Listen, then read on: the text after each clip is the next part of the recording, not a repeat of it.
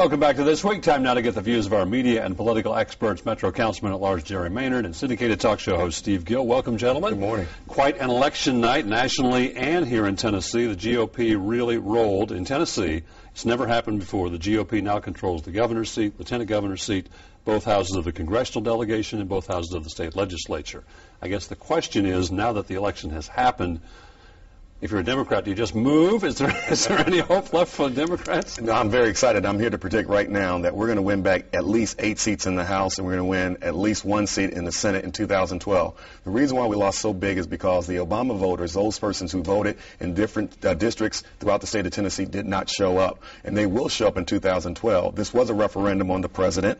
As Steve has said in the past, we tried to make it local, but it was a referendum. Unfortunately, Obama wasn't at the top of the ticket. We had McWhorter at the top of the ticket. But in 2012, Obama will be at the top of the ticket. That excitement will be there. The Obama voters will come. And I guarantee you we'll win. Sam Coleman will win next time, and we'll beat Jim Gatto and others as we take back some of those seats. That's 2 years away, and this year it was a huge win for the GOP. Well, I think, and part of the problem is that in between now and then, there's going to be some redistricting done. Some of those districts are going to be better for Republicans than they even were at this point. And I think the other thing is that Barack Obama didn't carry Tennessee. And a lot of these districts where Democrats lost, they didn't carry last time. Mark Pody beat Stratton Bone over in Lebanon. They didn't carry Wilson County last time. You look at a lot of these rural West Tennessee counties that the Republicans carried. Barack Obama isn't going to turn out votes there. And now you have umbrellas over 2 of these major urban or now rural districts, the 6th district and the 8th district, and now the 4th as well, where you've got Republican members of Congress that changes the political dynamic of all those rural conservative Democrat counties beneath them. You're going to see the same thing taking place that we've seen in the surround counties around Nashville, as Democrats are going to turn into Republicans. Republicans have now caught the bus, as it were, in Tennessee. They have the ownership. They have the majority. What do you guys think is going to happen once legislation begins, once they begin dealing with issues? Let's be honest. Haslam is more of a moderate Republican.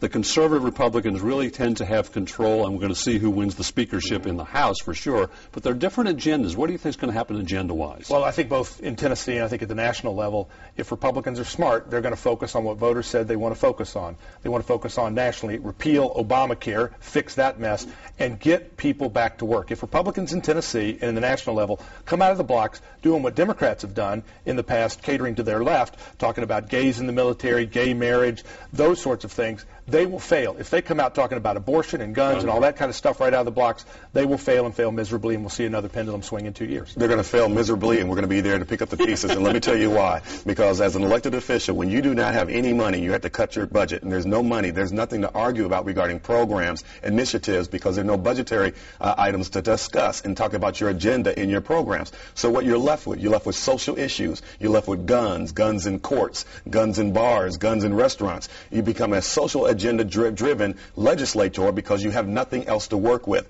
And what's going to happen, and Steve is right, they're going to elect Cassida as their Speaker of the House, and he's going to have a social agenda, and they're going to fall on their face because it's difficult to govern for the Republicans. Every time they've governed, they messed up terribly, and they messed up at the national level. We got into this hole because Republicans had the House, had the Senate, had the White House, and they took this car and drove it into the ditch. They'll do the same thing here in Tennessee. Even if social issues do come to the top of the agenda, though, they're going to have to deal with, as Governor-elect has said, a deficit the budget's going to be facing and job creation of some sort. So eventually, they're going to have to get to those issues, and those are very tough issues in this state. Can I comment on that? Because this is the thing. By 2012, whatever cuts they make in 2011, we're going to feel it in 2012 during an election year. And so I don't want to be the people in charge who had to lay off employees, had to cut programs. Everybody wants you to cut deficits and budget until you have to cut a program that affects them, until your father's laid off or your husband's laid off. And they're going to be responsible for cutting this budget dramatically. Well, I think the problem is that the Democrats have been playing, we'll worry about layoffs and cuts down the road, and we see where California is with a $20 billion deficit.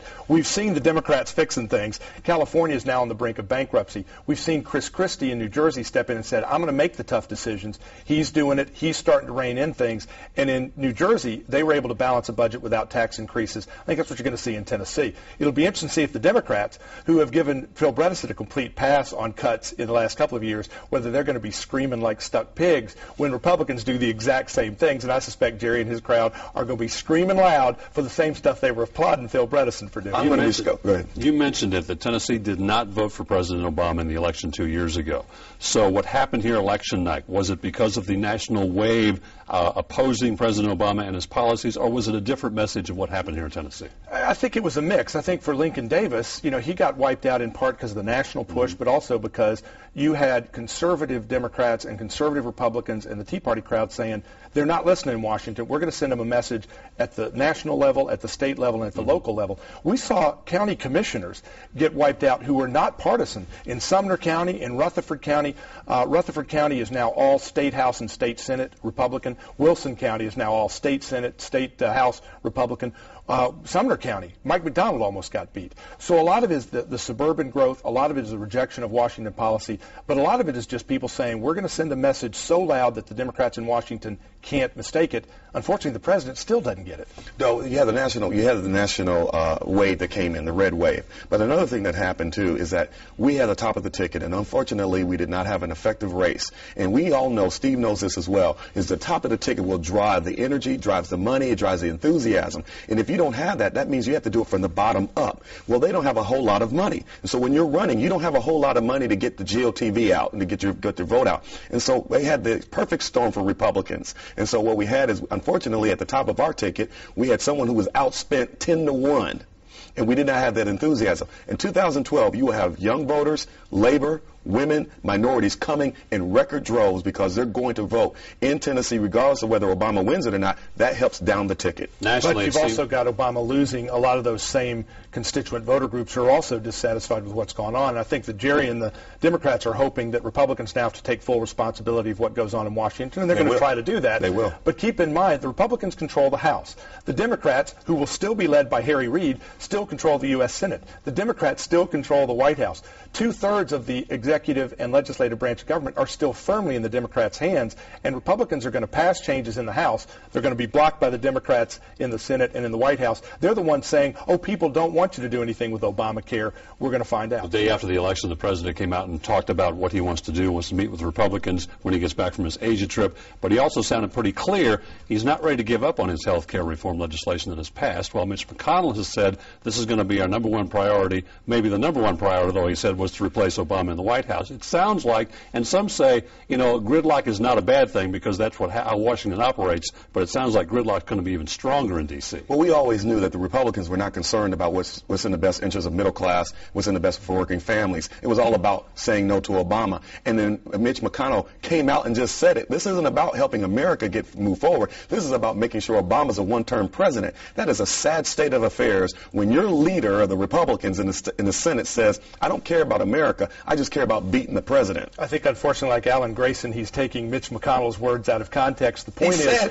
you cannot make him a one-term president. You cannot repeal Obamacare as long as you've got him with the veto pen. You can't stop Obamanomics and the socialism as long as he's got the veto pen. You can't really pass this stuff as long as the Democrats control the Senate and the White House. The only way to actually put America back on course is when these guys are gone, and that's going to be after 2012. Steve, that was his second comment. His first comment, his first interview said he wanted to make Obama a one-term president. He clarified it later at the Heritage convention thing where he spoke. But so his first comments were he wanted to make President Obama a one-term president. And this is clear for us Democrats who knew the Republicans didn't care about moving America forward. 10 months of growth of jobs. They didn't care about that. What they cared about is making Obama look bad. And finally, Mitch McConnell finally said it. But keep in mind that a lot of what the voters said very clearly with the biggest wipeout we've seen in political history is Republicans were running on, we want to stop Obama. And the American people resoundingly, Jerry, just said, hell yeah, go do it. And I think that's not going to change over the next 2 years. Steve Gill, Jerry Maynard, appreciate very much your insight. It's going to be an interesting next few months as this process begins. Stay with us. This week continues with our Voice of the Week up next.